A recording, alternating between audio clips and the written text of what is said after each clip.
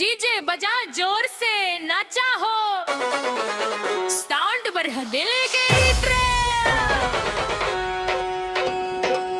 जब तू निकले बाजार में हिलेला शहर सारा, तेरा लहंगा चमके जैसे बिजली के उजियारा। नजर सबकी तुझ पे अटके दिल हो जाए बेकरार, आज डीजे पे नाच के कर दे सबके पार। तेरी चाल में करंट, तेरी बात में जादू, दिलवा हो गइल घायल बन घायल बेकाबू। एक मौका दे दे जान, साथ में नच ली, आज की ये रात हम यादगार बना ली, यादगार बना ली। आए बाबू धीरे बोल, हमार भी है इज्जत, लहंगा पे नजर ना डाल, कर सुना तू शरारत।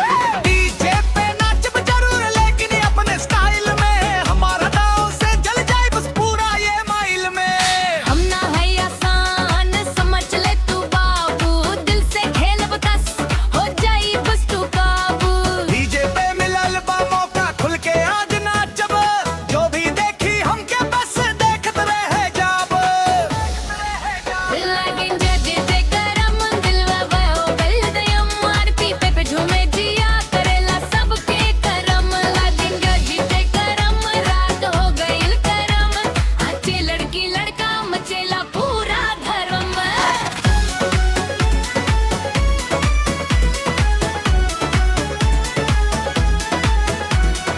डीजे बजा जोर से बजा है, साउंड बढ़वा दे।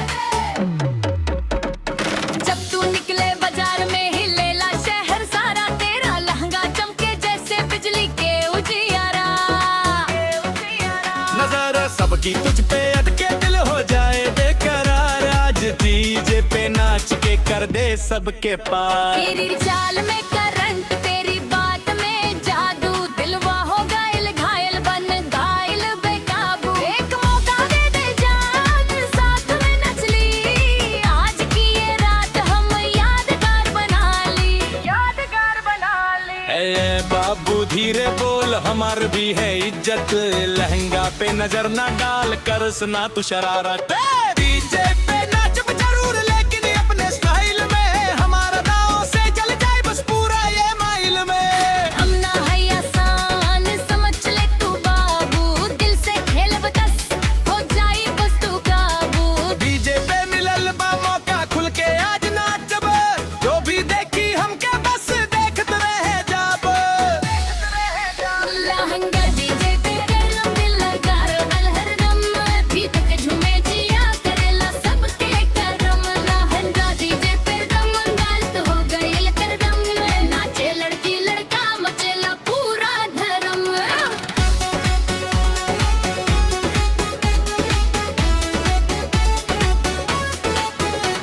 सही फ्लो में है पहले लड़का Let your breath